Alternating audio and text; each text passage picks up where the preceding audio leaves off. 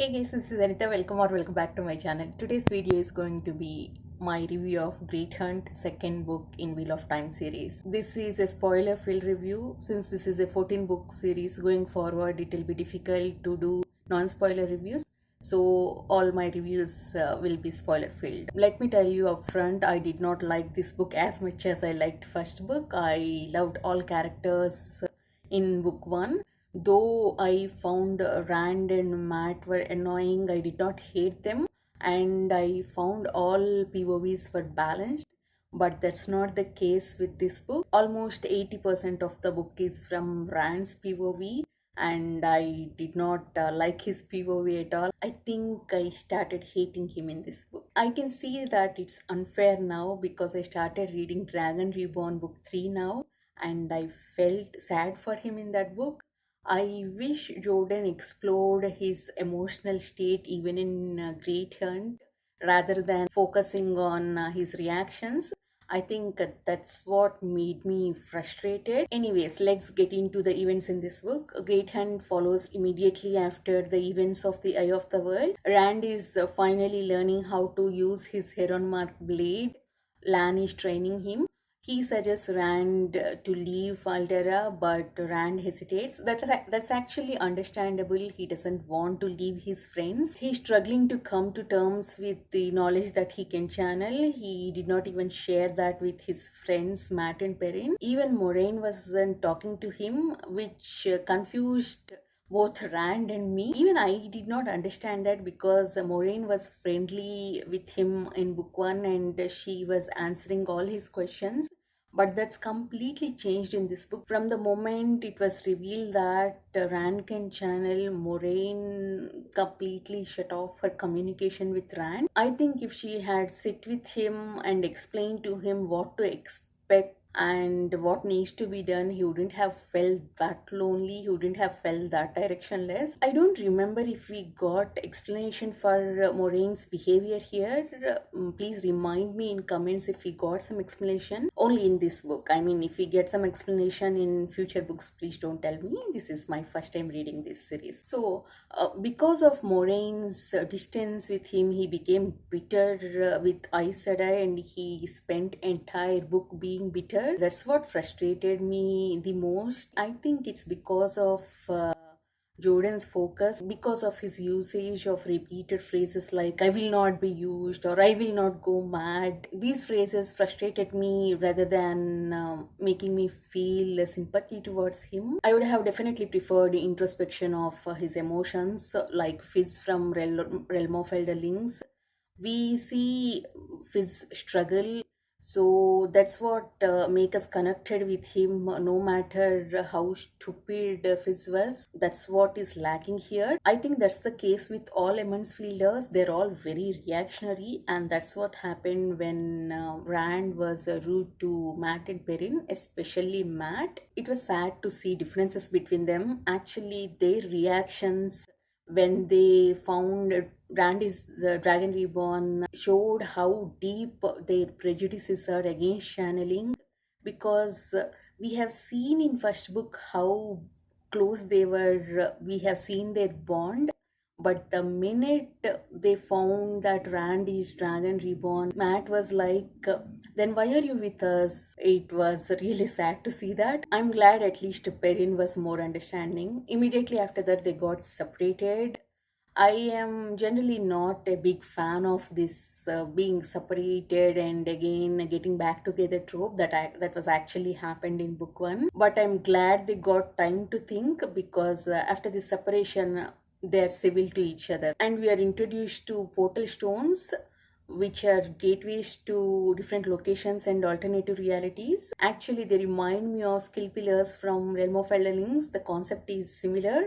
Why do I keep comparing with the Realm of Elderlings? I have no idea. Anyways, Rand along with Loyal and Hureen traveled to this alternate world. Actually, I'm impressed with Rand here, how he took leadership, how he came up with the plan of action. He became the voice of reason. Not completely, at least he focused on what needs to be done. And we met Celine here. The way we met her itself is the big red flag for me. I don't trust when we come across this damsels in distress character in the middle of nowhere, especially in epic fantasy, it's always a trap, especially when we are expecting everyone to be a dark friend. First, I thought she was an Aes Sedai who is on dark one side because only who can channel can travel to these alternative worlds via portal stones, but apparently she hates Aes Sedai. I am not exactly sure what kind of powers these Forsaken have or how they got their powers. I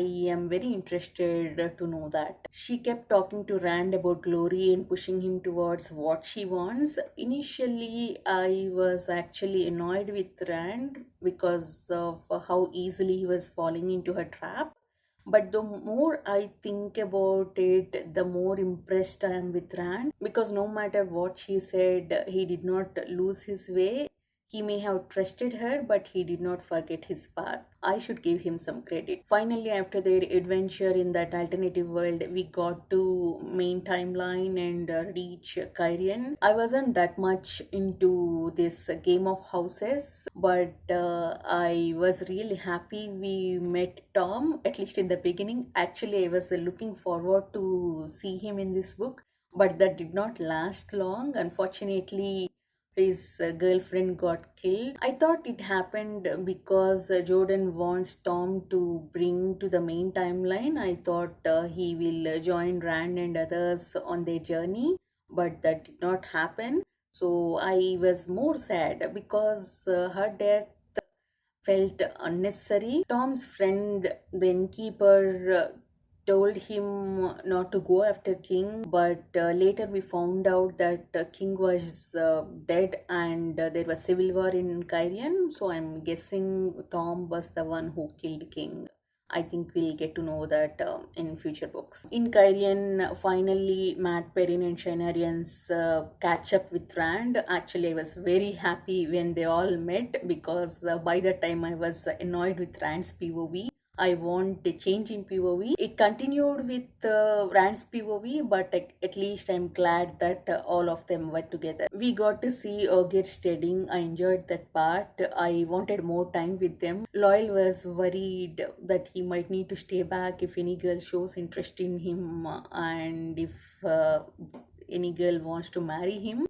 That was cute. They traveled to Tormenhead via portal stones because the ways were blocked to them because of poison gas. I wonder how Dark Friends control that poison gas. I don't remember we got to know how. I hope we get that knowledge in future books. Let's talk about female characters now. That's my favorite arc in this book. Egwene and Nynaeve travel to Tarvalon to be trained as Aes Sedai. That reminds me, I totally forgot to talk about Aes Sedai. We got more details about them and their power structure. I'm totally down for that. We learn that there are different Ajas, different classes in Aes Sedai based on their focus. Like Red Ajas are the one who hunt down and genteel false dragons. Brown Ajas are researchers, and Blue Ajas are someone who meddle in real world issues.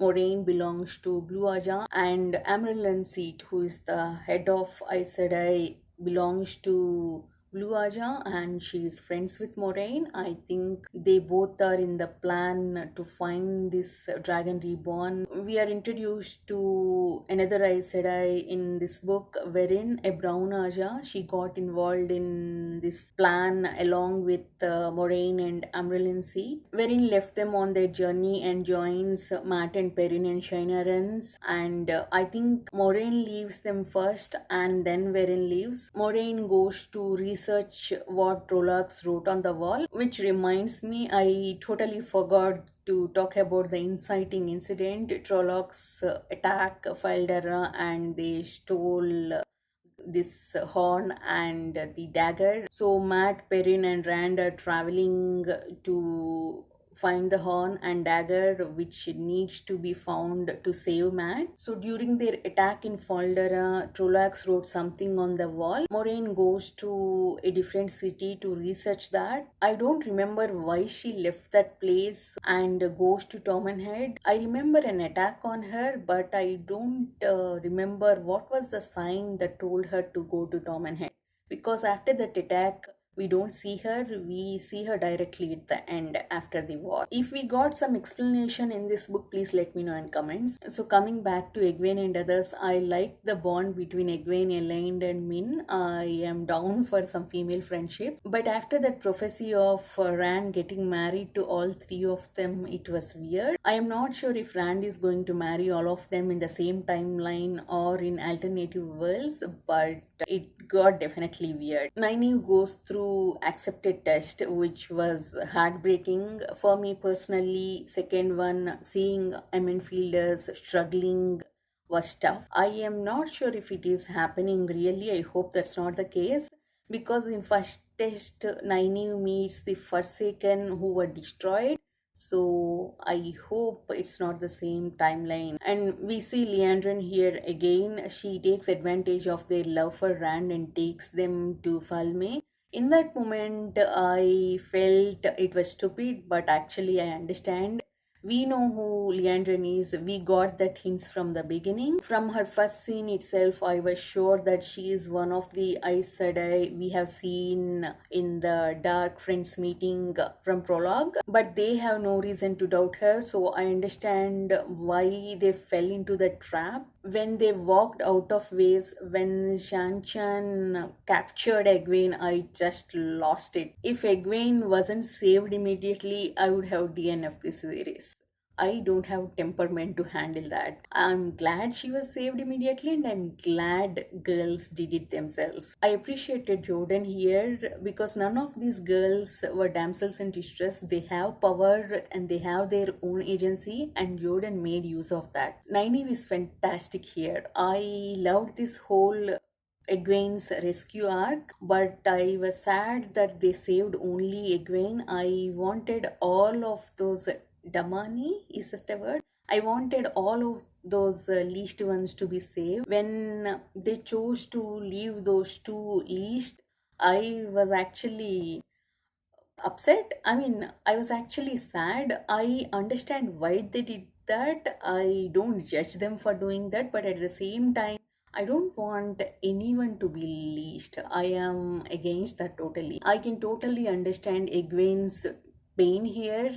I can see her having PTSD after this moment, and I think we'll see her trauma response throughout this series. And another thing that was sad is Inta's betrayal, or his reveal as Dark Friend. Intar was a little obsessed with Horn from the beginning. I thought it was some kind of Aes Sedai spell so that he will track, so that he'll not get distracted. But I did not expect him being Dark Friend. That was actually very sad. I felt sad for him more than feeling betrayed, maybe because he never caused harm to Rand and others. What else? Oh, I am really glad that Matt was the one who blew the horn. I don't know why, but that made me happy. That was actually a great scene. Otter Hawkins' army coming up to Rand and saying, Lewis Therin. It was just brilliant. And Rand again fights Balzaman while his army is fighting Shan-Chan under him, and his entire fight broadcasted out to people, and everyone knows now that he's the Dragon Reborn. I felt the ending was rushed. We were told that some of the Shan-Chan were left in ships, but they were fighting Children of Light. So did they leave after their fighting when they were being attacked by Otter Hawkwing's armies? I would have preferred little detail there. I think Jordan did not focus on the details there. He focused only on Rand's battle with Balsamon and then Min saving Rand. And I don't think we know what happened to the two seals that were there in the headquarters of Shan-Chan. I forgot his name. Who was the lord of that Shan-Chan? He already had one seal and then he took another from this ship captain Domon. Actually, I was really curious. These seals are Dark One's prison seals. These are supposed to be very important. Then why is it so easy for Domon to find that one seal in black market? I need some details of that. And I was hoping to see the end of Pedan Fane, but that did not happen. I hate him so much, I want him to die, but at the same time, I'm very curious about him. Why did Trollocs and Dark Friends save him? Why is he so important? Did they come to Faldara to steal the horn and save Padanfair by chance?